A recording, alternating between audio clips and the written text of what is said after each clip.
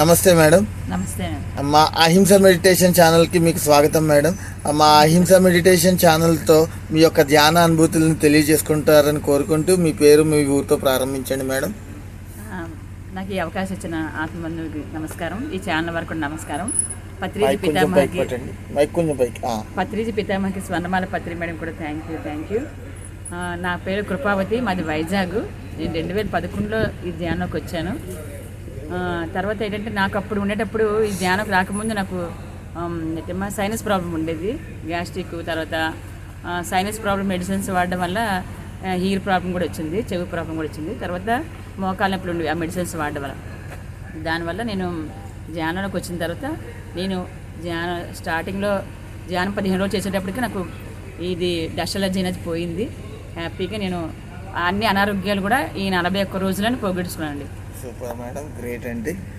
Madam, మీకు ధ్యానంలోకి వచ్చాక మీకు కలిగిన మొట్టమొదటి అనుభవం ఏమైనా గుర్తుందా మేడం? చాలా అండి. నాకు ధ్యానంలోకి వచ్చిన తర్వాత నాకు ఈ అలర్జీ ఈ డస్ట్ అంటే నాకు అనారోగ్యం పోవడం కాకుండా నాలో ఒక ధైర్యం, ఒక కాన్ఫిడెన్స్ పెరిగిందండి. జీవితం మీద అప్పుడు విరక్తిగా ఉండేది అనమాట. నాకున్న ప్రాబ్లమ్స్ వల్ల జీవితం అంటే ఎందుకు చనిపోతే బాగుంటుంది, ఈ ప్రాబ్లమ్స్ అన్నీ సాల్వ్ అయిపోతాయి కదా, ఈ దేహంతో కదా కష్టాలని. అప్పుడంటే మనమే భగవంతులనే తెలిసి కాదు కాబట్టి అప్పుడు పూజలు భక్తులు ఎక్కువ ఉండేది అనమాట. నేను అది ఎక్కువ దానివల్ల నేనేంటంటే ఆ పూజ భక్తుల వల్ల నాకు ఎక్కువ అంటే అది చేస్తూ ఉండేదని. తర్వాత అనారోగ్యాలు ఉండేవి, ఇంట్లో సమస్యలే తీరేవి కాదు. నాకు జాతకాలన్నా జ్యోతిషాలన్నా బాగా పిచ్చి అనమాట. ఇంకా మూఢనమ్మకాల మీద ఎక్కువ నా ఇదనమాట. కానీ ఎప్పుడైతే ధ్యానంలోకి వచ్చానో నాకు తెలియకుండానే నా నుంచి మూఢనమ్మకాలన్నీ పోయి, అంటే నేనే దైవాన్ని తెలుసుకున్న తర్వాత నా కర్మలకి నేనే బాధ్యత అని ఎప్పుడైతే నేను అనుకున్నానో, నా వాస్తవాన్ని నేనే సృష్టికర్తనని ఆ 41 రోజుల్లో వచ్చిన మాస్టర్స్ యొక్క అనుభవాలు ఆ క్లాసులు వినడం వల్ల నాకు అర్థమైంది. అప్పుడు నేను నా లోపల నేను ప్రయాణం చేయడం వల్ల, ధ్యానం చేయడం వల్ల నాకున్న సమస్యలు పోగొట్టుకున్నాను. తర్వాత నాకు హెల్త్ ఇష్యూస్ అంటే నాకు బ్యాక్ పెయిన్, అంటే యాక్సిడెంట్ అయ్యి బ్యాక్ పెయిన్ వచ్చింది. అంటే నడుము ప్రాబ్లం వస్తే డాక్టర్లు ఆపరేషన్కి 3 లక్షలు ఖర్చు అన్నారు.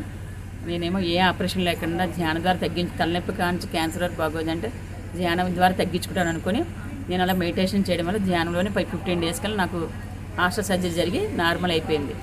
ఏ ఆపరేషన్ లేకుండా. చాలా గ్రేట్ మేడం. మేడం తర్వాత 2016లో క్యాన్సర్ అనేది సెకండ్ స్టేజ్లోకి వచ్చింది నాకు. అది కూడా ఏ మెడిసిన్స్ వాడకుండా క్లియర్ చేసుకుందాం అనుకుని ఒక ధ్యానం ఎక్కువ చేసుకుంటూ విపස්සనా ధ్యానంకి వెళ్ళానమాట. ఆ 10 రోజులు నాకు అక్కడ ధ్యానం చేసుకునే అవకాశం మాస్టర్స్కి ఇచ్చారు. దానివల్ల ఆ 10 రోజులు వచ్చిన తర్వాత నేను టెస్ట్ చేయించుకుంటే నాకు క్యాన్సర్ అనేది పూర్తిగా పోయిందండి. Okay madam.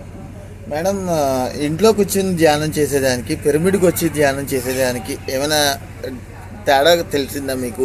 ఒకవేళ తెలిస్తే మా ఛానల్తో కొంచెం షేర్ చేసుకోరా? చాలా అండి. అంటే ఇంట్లో కూర్చుంటే అంటే మనకి లేనిపోయిన ఆలోచనలతోటే టైం గడిచిపోతుంది. ధ్యానం అనేది కొంచెం డిస్టర్బెన్స్ కూడా ఉంటుంది అనమాట. అయితే ఒక్కరు చేసే కన్నా పిరమిడ్ చేసే దానికి ఏంటంటే పిరమిడ్ యొక్క శక్తి 3 రెట్లు. మనకి పిరమిడ్ అంటే ఇంట్లో గంట చేసే ధ్యానంకి పిరమిడ్లో కూర్చుంటే పావు గంట మనకు ఆలోచన లేని స్థితిలోకి వెళ్ళిపోతాం. ఆ పిరమిడ్లో ఎక్కువ శక్తిని తీసుకోగలుగుతాం. తర్వాత ఏంటంటే అనుభవాలు కూడా బాగా వస్తాయి. పిరమిడ్లో హీలింగ్ కూడా జరుగుతుంది. పిరమిడ్ యొక్క శక్తి చాలా అద్భుతం మాత్రం నేను తెలుసుకున్నాను. ఓకే మేడం, నేను ఎవరిని అడగని ఒక్క క్వశ్చన్ మిమ్మల్ని అడగదలుచుకున్నాను.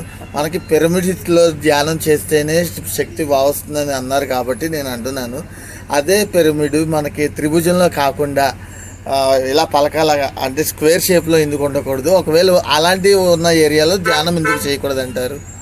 అంటే ధ్యానం ఎక్కడైనా చేయొచ్చండి. ధ్యానం ఎక్కడైనా చేయండి. అంటే విశ్వశక్తి మన కాస్మిక్ ఎనర్జీ అనేది ప్రపంచవ్యాప్తంగా ఉంది, మన చుట్టూ ఆవరించి ఉంటుంది. కాబట్టి పిరమిడ్ అనేది ఆ ట్రయాంగిల్లో ఆ డిగ్రీస్లో అంటే విశ్వం నుంచి వచ్చే శక్తి అవి లాక్కుంటాయి. ఇప్పుడు దేవాలయాలుగా చర్చలనుగా కూడా ఆ యాంగిల్ని కడతారు. అంటే ఒక మ్యాథమెటిక్స్ అంటే ఒక ఆ యాంగిల్ కట్టడం వల్ల విశ్వశక్తిని తీసుకోవడం వల్ల అక్కడున్న విగ్రహమే పడడం వల్ల శక్తి వస్తుంది. అలాగే మన పిరమిడ్లో మనం కూర్చుంటే ఆ విశ్వశక్తిని మనం తీసుకోవడం వల్ల మనమే ఒక దేవుడిగా మారుతాం అనమాట. ఇంకా పిరమిడ్ అనేది ఒక భూమి నుంచి అంటే విశ్వం నుంచి తీసుకునే శక్తి భూమికి పంపించడానికి ఒక యాంగిల్ అనమాట. అది దానివల్ల ఏంటంటే పిరమిడ్ మామూలుగా కూర్చునే వస్తుంది, ఎక్కడైనా శక్తి ఉంది.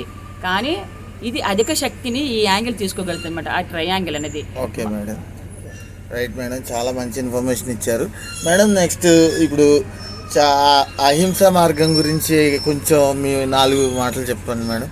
అంటే చాలామంది హింసించేస్తున్నారు జీవుల్ని, ఎంతోమంది అయ్యి మనలాంటి జీవులని తెలుసుకోలేక హింసలు పెడుతున్నారు కదా, వాటి గురించి ఒక్క 4 మాటలు చెప్పండి మేడం. ఇప్పుడు శాకాహారం కదా అంటే మన పిల్లల్ని ఎవరైనా కొడితేనే చిన్న మాట అంటేనే మనం ఫీల్ అయిపోతున్నాం. చిన్న దెబ్బ తగిలితేనే డాక్టర్ దగ్గర పరిగెడతాం, అమ్మో ఏమైపోయిందని బాధపడుతుంటాం. మరి ఆ మూగజీవులు వాళ్ళకి పిల్లలు ఉంటారు, వాళ్ళకి తల్లిదండ్రులు ఉంటారు, అవి మనలాగా అంటే మనం కూడా జన్మలు తీసుకొని వచ్చాం కదా. మరి ఈరోజు ఆ మూగజీవులను చంపి అదేదో బలమో ప్రోటీన్లు అనుకుంటున్నారు. ఆ ప్రోటీన్లు అన్నీ మనకు పప్పు దినుసుల్లో కాయగూరలో కూడా ఉంటున్నాయి. కానీ మనం ఏంటంటే మనకి దంతాలు కూడా శాకాహార దంతాలే.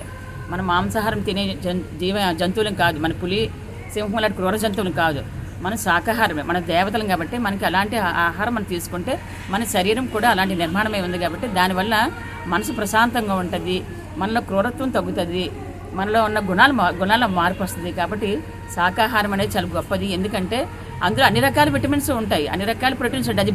అది పంచభూతాలతో నిర్మితమైంది. అంటే మన శరీరం కూడా పంచభూతాలతో నిర్మాణమైన శరీరం. కాబట్టి అలాంటి ఆహారం మన దేహానికి అందడం వల్ల ఈ దేహం దేవాలయం అవుతుందని నా ఉద్దేశం. Okay madam, very good madam. ఇప్పుడు మనం శాకాహార ర్యాలీలో పాల్గొన్నారా మేడం? ఇప్పుడు దాకా ఎన్ని ర్యాలీలకు వెళ్ళారు? చాలా ర్యాలీలకు వెళ్ళామండి, శాకాహార ర్యాలీలు. ఓకే, మీకు బాగా గుర్తుండిపోయే ఏకైక శాకాహార ర్యాలీ? ఒకరోజు అంటే ఒకసారి మాత్రం శాకాహార ర్యాలీ 41 రోజులు పెట్టారు. అంటే మొత్తం అన్ని గ్రామాలు తిరుగుతున్నమాట. అందులో మేము కూడా పాల్గొన్నాము. పాల్గొనేటప్పుడు ఒక గ్రామానికి వెళ్ళి శాకాహార ర్యాలీ చేసినప్పటికీ ఈవినింగ్ అయిపోయింది. ఆ నైట్ అప్పుడు దేవి నవరాత్రులు అనమాట. ఆ నైట్ అక్కడ ఉండిపోయి స్టే చేసి మరుసటి రోజు ఇంక వేరే ఊరు వెళ్ళాలన్నమాట. వాళ్ళు నవరాత్రుల నుంచి విగ్రహం తయారు చేస్తున్నారు, అమ్మవారి విగ్రహం అన్నమాట. మేము ఆ విగ్రహం దగ్గర కూర్చొని తెల్లవారి మార్నింగ్ స్నానం చేసి ఆ విగ్రహం దగ్గర కూర్చొని ధ్యానం చేస్తున్నాం, అందరూ తయారవుతారని. అప్పుడు నేను అనుకున్నాను విగ్రహాన్ని చూసి, ఇది మట్టి బొమ్మ కదా, అంటే మట్టితో తయారు చేస్తారు, దీనికి కలర్స్ వేస్తారు, 9 రోజులు నవరాత్రి చేస్తారు, తర్వాత తీసి నిమజ్జనం చేస్తారు, ఎలా శక్తి వస్తుంది విగ్రహానికి అని అనుకొని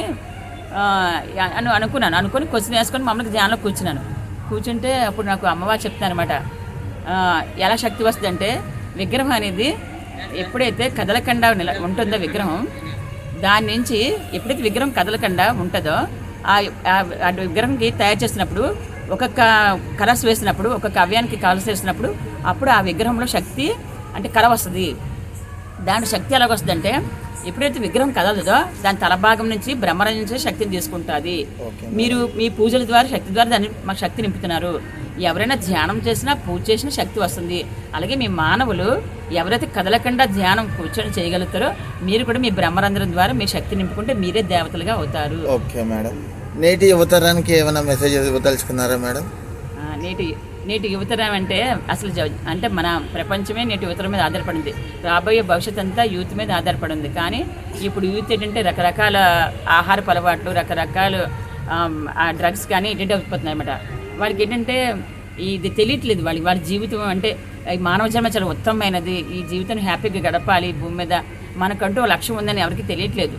అంటే చనిపోతే అయిపోతుంది అనుకుంటారు, కానీ చనిపోయిన తర్వాత కూడా మరణాంతర జీవితం ఉంది రేపు పొద్దున అని చెప్పేసి అనుకోవట్లేదు. దానివల్ల ఏంటంటే రకరకాలు ఇదైపోతున్నారు. కానీ అలాంటి యూత్నికి మన ధ్యానం చెప్పడం వల్ల ఏంటంటే వాళ్ళ మార్పు వచ్చి, వాళ్ళ గుణాల్లోని కానీ వాళ్ళ అలవాట్ల మార్పు వచ్చి వాళ్ళు రాబోయే భవిష్యత్ తరానికి, నూతన యుగానికి వాళ్ళు మంచి శ్రీకారం చుడతారు. కాబట్టి వాళ్ళకి ఏంటంటే మనం ఎప్పుడు ప్రేమతత్వంతో వాళ్ళకి మంచిగా చెప్పాలి. ఎందుకంటే మీరు ధ్యానం చేయడం వల్ల ఇలా ఉంటుంది, కానీ శాకాహారం తింటే ఈ ప్రయోజనాలు ఉంటాయని చెప్పడం వల్ల మనలో మీరు 10 మందికి చెప్పండి. ఈ ముందు ధ్యానం చెయ్యండి.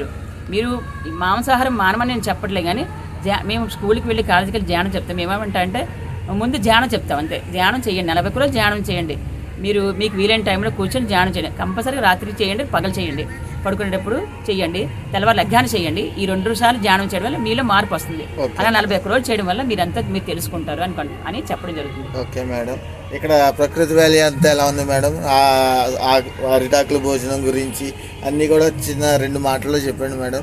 చాలా లైటింగ్ తగ్గిపోతుంది. చాలా అద్భుతంగా ఉందండి ప్రకృతి వ్యాలీ. ఎందుకంటే ఈ అరిటాకుల భోజనం అనేది మనకి దాంట్లో తింటే అరుగుదల వస్తుంది, మన పాతకాలం అలవాట్లే. తర్వాత ఏంటంటే ఈ ప్రకృతి మమేకమై ఉంటాం, ఈ ప్రకృతే మనం. కాబట్టి ఈ ప్రకృతికి వచ్చినప్పుడు అన్నీ మర్చిపోయి ఎంత ప్రశాంతంగా, ఎంత ఆనందంగా, హ్యాపీగా ఉంటాం. నిజంగా రేపు రాబోయే తరాల్లో ఇక్కడికే రావాలేమో అనిపిస్తుంది ఉంటుంది.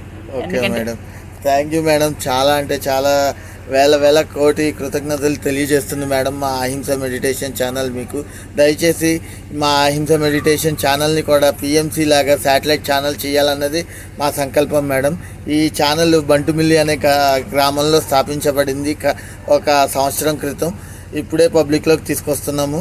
ఇప్పుడే ఇది ఎదుగుతున్న చంటి బిడ్డ లాంటిది అనమాట. దీన్ని మీరు ఏమి చేయొద్దు. దీనికి పెట్టే ఆహారం ఏంటంటే మీతో పాటు ఉన్న ధ్యాన బంధువులు కానీ ఆత్మ బంధువులు కానీ మీ చుట్టుపక్కల ఉన్న సర్కిల్తో సబ్స్క్రైబ్ చేయించడం మాత్రమే మీరు దానికి ఇచ్చే ఆహారం madam. Thank you madam. Thank you so much. Thank you very much. ఎందుకంటే మీరు చేసిన విశ్వ కళ్యాణం కోసం కంపల్సరీ మేము అందరూ సహకరిస్తాము.